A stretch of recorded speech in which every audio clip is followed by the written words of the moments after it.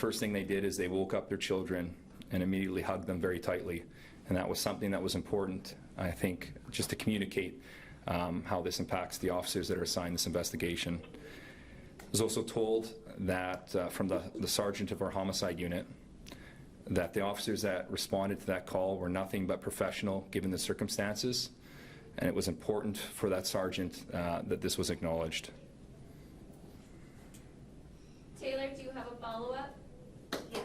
At the time of that initial abduction call, was there any indication that this could end so tragically? It's a good question. It's just to give context for those that are trying to understand this incident. There was only a number of minutes that progressed in between the first call to 911 and ultimately officers finding the suspect. We do believe that the child was injured in a matter of those minutes. The child, we have reason to believe that that child may have been injured within 5 minutes of that first call being placed to 911. So I don't know that we had an idea that it would result in I don't know that we had an idea that it would end this way, but certainly it was a priority. Our officers responded immediately. They responded as that call came in to 911, so there was an immediate response by officers, but unfortunately the outcome is a tragic one. Mike Albanese. Hey, good afternoon, Jay. It seems like, things with victims of this age have been happening more and more in Winnipeg. Is there any chance you would be able to tell us if crimes against young victims is on the rise in Winnipeg over the past few years? It certainly feels that way. Last year, I understand that there were 3 very young children that were victims of homicides. My understanding is 2 3-month-old infants and a child that was 2.5 years old. There's an incident that still to this day I think about all the time. It's a very violent incident that happened on late October 2019 involving a 3-year-old that was stabbed. I think that's another incident that a lot of people are maybe going to draw some comparisons with or may remember. And beyond that, we've seen a number of preteens or teenagers that have been murdered as well. So it definitely feels like there has been an increase, but I don't have any data to back that up, unfortunately. Any follow-up? Yeah, a follow-up to the other charge laid in the Mischief vehicle. Has there been any other suspicious activity around the legislative building? Just, people that were there? Sorry. We haven't gone through that release yet. Yeah, Mike, we'll... sorry, I failed to hear that at the beginning. Yeah, we'll read that release after, then take questions. Sorry. Right, no follow-up. Daryl Stranger. Yeah, Daryl Stranger, EBT. What would you say to the community at large? Just touching on the last question, there seems to be more and more incidents like this. Should the community be concerned at all? I think anytime you have a young person that is the victim of a homicide, the community should be concerned. I don't know what we would say to the community. Certainly we grieve with them. Our members are part of that same community. Our officers feel the same pain. I think we would strive to see that homicide count fall to 0, but unfortunately that's not the reality that we live in. Our officers will continue to do whatever they can to try to reduce the number of homicides that occur in the city. And when they do occur, it's very important to our investigators that they provide justice to the family. And that's always been a goal for us, and it will continue to be a goal. It always will be. Any follow-up for you? No follow-up. Jeff from CTV. Hi, hopefully you can hear me. Obviously the release said the father was estranged. Beyond that, is there any other motive that you're aware of? The investigation is still underway. There's still a lot of questions that we would like to answer. To give some context to how this male was estranged from the mother and child, the mother and the father were together at the time of the birth. The relationship ended after that. I believe it was soon after. And then more recently, there's been no contact between the estranged father and the mother and the daughter for the last few months. And just looking at the time frame here, was there time to issue an Amber Alert, or was there one issued? So I just want to ask that. Again, it was a matter of minutes from the time that the call came in to the time where we believed that the child was fatally injured, and our officers began performing first aid soon after that. There was no time to issue an Amber Alert. Whether or not it is certainly something that we would have assessed had we had the time, but again, unfortunately, there wasn't. Scott from the Sun. Hi, AJ. I can't hear you, so I don't remember if I can hear you a little bit, but I don't remember what you said earlier, but I was told that, I guess, the mental health unit had been dispatched to the scene to help paramedics, officers, whatever. Can you walk through a little bit what goes on inside, somebody who discovers this sort of thing? This kind of the mental side of it, I suppose. Yeah, absolutely. The WPS has evolved significantly when it comes to the mental health of our own members. We have a behavioral health unit now, which is staffed by a number of our own colleagues, and those officers are often dispatched or to talk to officers that are involved in incidents like this to ensure their well-being and to be able to offer them resources that can help them cope or deal with what they've dealt with on the job. So we're very fortunate to have that unit. I've personally talked to them myself back when I was working on the street, and I found it to be very valuable, especially to be able to talk to a colleague, somebody who's been through very similar situations. And we've only grown that unit in the time since. That unit has grown quite a bit, but they're a very instrumental part of our job these days, and very beneficial to our officers. Eric from the Free Press. Good afternoon, Jay. Thanks for taking the time. First-degree murder charges are somewhat rare, at least compared to second-degree and manslaughter and homicides. Can you expand a bit on why officers laid a first-degree charge as opposed to second-degree? Was it because that element of abduction? Yeah, it's a very good question, and you're definitely on the right path. There's a number of requirements that have to occur in order to lay a first-degree murder charge.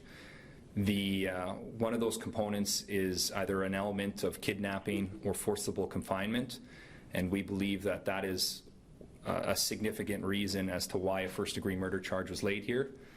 There's other reasons as well, but unfortunately I can't expand on them. But that is a significant reason why you see the first-degree murder charge in today's incident.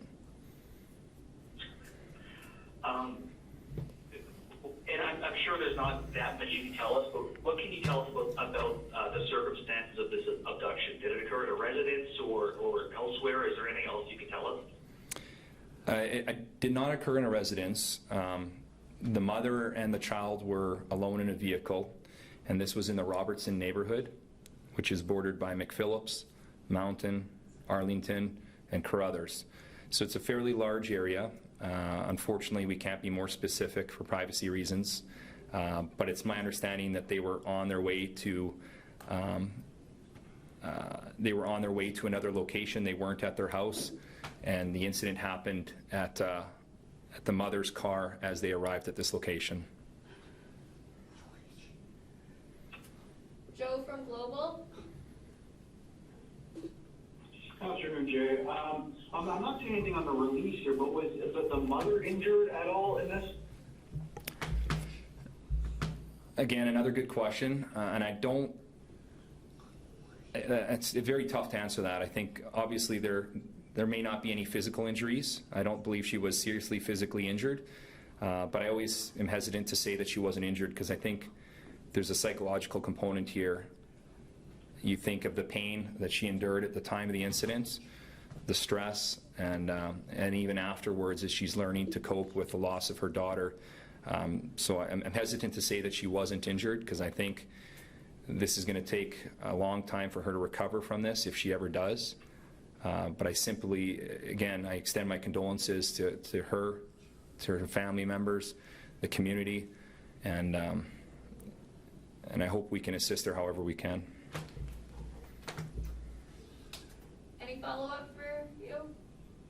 Yeah, and how was the suspect located? Was it like a 911 call giving a location, or did a responding officer just spot him there?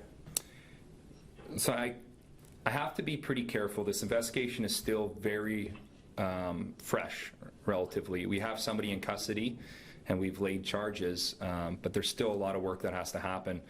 But I do think it's important to try and answer that question with regards to those considerations. Soon after that this person had abducted the child, they flagged down a motorist in that area. There was a type of communication that occurred. Unfortunately, I can't disclose what happened there, that interaction. But that person, as a result of that interaction, called 911 as well. And that gave our officers a better location. Our officers immediately attended that area and located the vehicle nearby and took the person into custody. Sean Kavanagh from CBC? No? Sean, are you there? Brittany from Global? Hi, good afternoon. Sorry, it's a little difficult to hear on the phone. I know, Jay, you were just talking a little bit about the steps and how the suspect was found. I'm just wondering if you can go into more detail about just how quickly that happened. This was a turnaround of 15 minutes from that time that you got the 911 call to when officer actually had the suspect in custody. Yeah, absolutely. And Brittany, we'll try to fix the noise levels going forward. So I apologize for that I'm a little hard to hear. But to answer your question, the initial call was entered at 9:28 a.m. Our officers were dispatched at that same minute at 9:28. I believe it was just a matter of minutes before we received that second call from the motorist, and then it was again just a number of minutes before our officers located this vehicle and the suspect. So a very short time frame. All this unfolded in an incredibly tight time frame, and I hope that provides some context, Brittany. Yeah, thank you. And I'm just wondering, you talked about the father being estranged. I'm wondering if there was any sort of no contact order from the court that would have saying that he wouldn't have been able legally to have contact with the mother or the daughter. I believe that forms part of our investigation going forward to see if that's the case or not. Unfortunately, I don't have an answer to provide at this time. Thank you. Does anyone have any follow-up questions regarding this release? Yeah, I'm just wondering if this individual is on the police. Not significantly. Anyone else?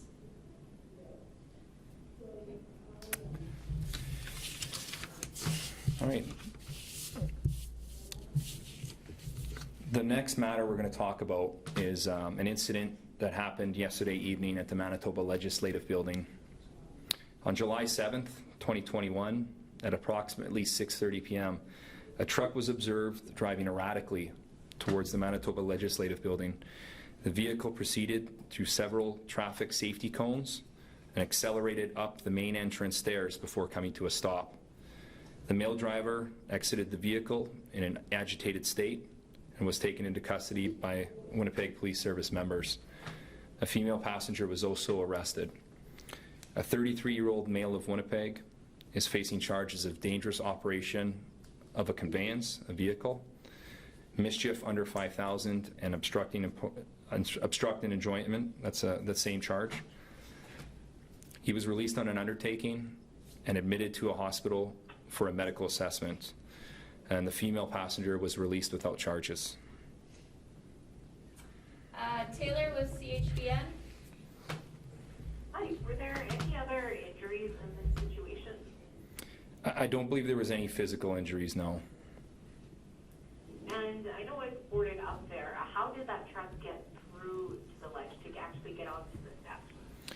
So right now, I believe the legislative grounds, there's construction that's occurring in the area on Broadway, and there's a number of traffic safety cones at the north entrance. I believe that the truck drove over those cones and accelerated up to the main entrance, but I don't believe they drove through any type of permanent or temporary structure. Mike Albanese? Yeah, hi. So has there been any other suspicious activity around the legislative building? When I was there, some people were saying that they've seen the same truck circling the building for the past few days. Has police noticed anything or had calls? You know what, I can't really speak to that at this time for investigative reasons. I do know that the Manitoba Legislative Building has their own security officers, and that they routinely investigate things that occur around that building. And this has been occurring since well before July here. So I think just by nature of where that building is located and its prominence, there's often suspicious activity that can occur around it, and those security officers are often assigned to follow up on those matters. So I just wouldn't be able to answer that. I'm sorry. That's okay, I understand. So while I was there, members of the Healing Village set up nearby said that following the incident with the truck, that a complement of around 12 officers stood outside of the Healing Village to observe and offer protection. Is this something that happened, and can you speak to exactly what the goal the police were there for? Yeah, there's that. You're talking to the, I believe there's, I don't know if the right word is a camp, but to the northeast corner of the lot, right? Yes. Yeah. I think there's been a number of high-profile incidents that have occurred at government buildings over the past year. And there's an incident that occurred last July at Rideau Hall in Ottawa. So I think whenever you see an incident like this, you're going to see a significant response. Officers need to be able to respond and deal with whatever is occurring. And after that incident, I think officers recognized, while they were still trying to assess what occurred, I think it was important to head to that camp and just at least liaise or discuss with them. The Winnipeg Police Service prides themselves on relationships with members of the community, and really these are members of the community that we serve. Over the past week, we've had numerous liaison officers that have approached that camp to talk to them. So this essentially was no different, aside from, I guess, the incident that happened at the front, which may have escalated tensions in that area, and I know our officers wanted to ensure the safety of everyone involved. Daryl Stranger, APTN? Yeah, hi. Is this incident related at all to the ongoing protests and the toppling of the statue over the past week or so? We have nothing to indicate that it's related, and we do not believe it is at all. Any follow-up? Yeah, and were police following this truck before it got to the legislature? Was it something that police were already following? No. Jeff with CTV? Hi, so obviously it says the driver was agitated. Can you say if this is a health issue or drugs? Can you maybe talk about that? Yeah, you know, Jeff, there's a lot I would like to be able to talk about this incident, but I am bound by the Personal Health Information Act. I spoke with our legal counsel this morning, and there's really not much I can say for that reason. We can acknowledge that this person was in an agitated state. I know members of the media have interviewed a number of people that witnessed some of those interactions with officers. We can also acknowledge that this person was admitted to hospital for a medical assessment, and I can also again acknowledge that we don't believe there was any physical injuries. So unfortunately, you'll have to really read between the line there, but I'm hoping that provides some clarity or context as to what may have unfolded here. Any follow-up? In speaking with the suspect, Is there any kind of, obviously, I'm cognizant of the last question I asked, but is there any other motive or why this person drove up the stairs, steps of the legislature? I don't think we know at this point, and that's the reality of it. Scott with Sun. Yeah, thanks. Is there, what's the level of, police presence just around, and you may have answered this earlier, but again, tough to hear. What's the level of security? How much monitoring are you doing right now with the legislature, just given the events of the last week? I have to be careful how I answer that. We always don't want to disclose our operational plans for security reasons, but we can acknowledge that there have been heightened tensions around that building since Canada Day. We're doing whatever we can to mitigate that. It's important to us. Again, our goal is ultimately to keep the peace. It's one of the reasons why we've been trying to liaise with the group that is in the yard to the northeast. And ultimately, that's our goal at the end of the day. So I really can't speak to our presence specifically at the legislature, but we do recognize what's occurred over the past week, including this incident. And again, our primary goal is just to keep the peace. Yeah, and just a follow-up, because you've mentioned the liaising with the healing camp there. What does that entail, if you can just, speak to that a little bit? We have a number of officers who can act as a liaison with groups, whether it's during protests, rallies, vigils, or any kind of gathering. We've seen it before at times when Portage and Main has been shut down. These are officers that necessarily aren't in uniform. These are, and they approach these groups and just try to facilitate communication, which is often a very important element of whether it's de-escalation or just understanding why these groups are holding the event and trying to be sympathetic or empathetic to their cause. Their beliefs, and it goes the other way around as well.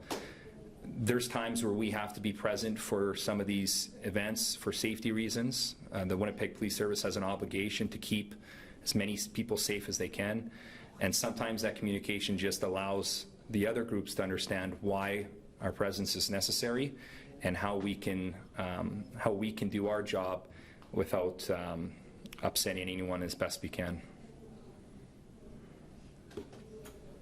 Eric from the Free Press. Hi, Jay, and I know you it was a little tough to hear, but it sounds like you're not able to say much about this, but was there any motive expressed by either the driver or passenger in this incident that you could tell us about? We don't know of a motive. Okay. Are you able to tell us why the female passenger was not charged? Yeah, the charges relate to the driving of that vehicle. She was a passenger, and as a result, no charges were laid against her. Joe from Global. Hey, Jerry. So I'll stay away from the mental health side of things, but I'm not seeing DUI charges, so it's safe to say the driver was sober? That's our belief. Sorry? Yeah, that is our belief. Okay. Can you explain what the charge obstructed enjoyment means? Yeah, I can try my best. Unfortunately, it's the way our system categorizes the mischief charge. The charge of mischief under 5,000 or obstructing enjoyment. I'm sure a better word could be used by the criminal code, but unfortunately there isn't. And I believe that's when damage to property may affect other people. So, for example, the traffic cones being damaged if they were damaged irreparably, or if there was any damage to the legislature, which I don't believe there was. But I think that the charge of mischief, it just relates to damage. Sean Cavanaugh with CBC. Brittany from Global? I don't have anything on this. I do have another question. If you can come back to me at the end on the first one, but I just am not sure if you can answer. So if you can come back to me at the end. Certainly. Okay. Does anyone else have any follow-ups in regards to this release?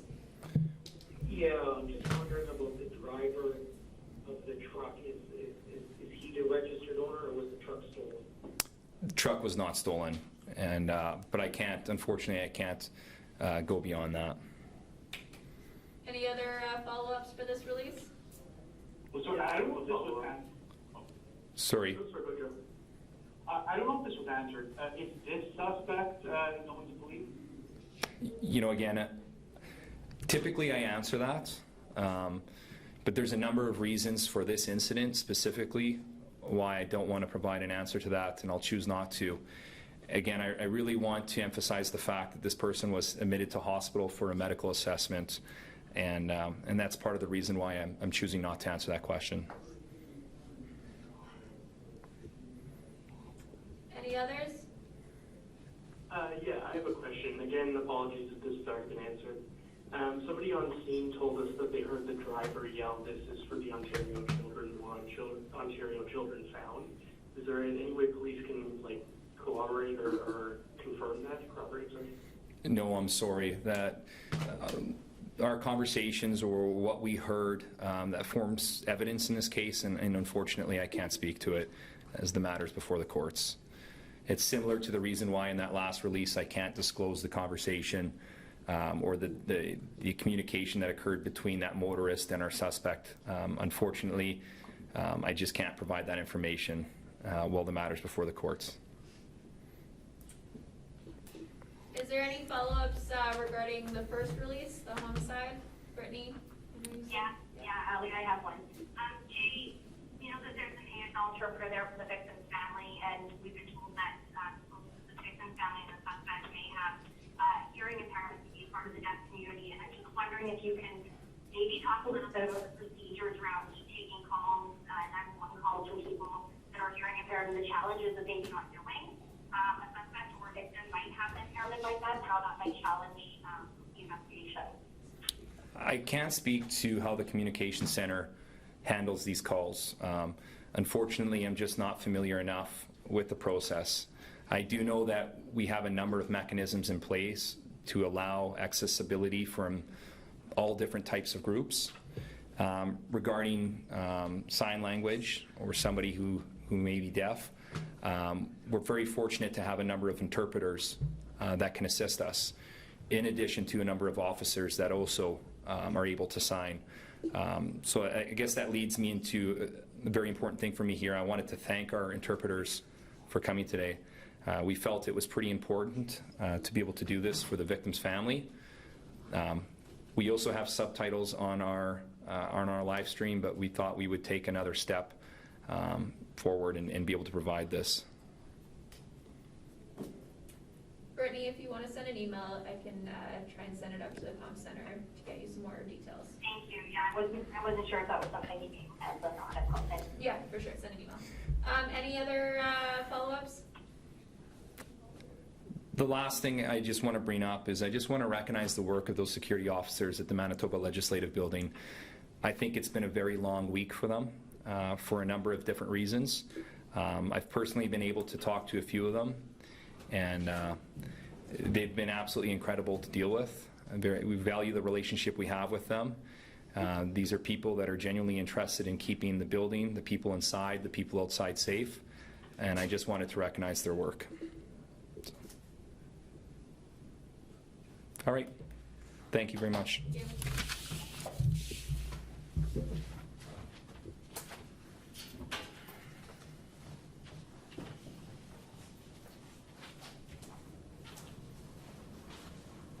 Thank you very much. No problem.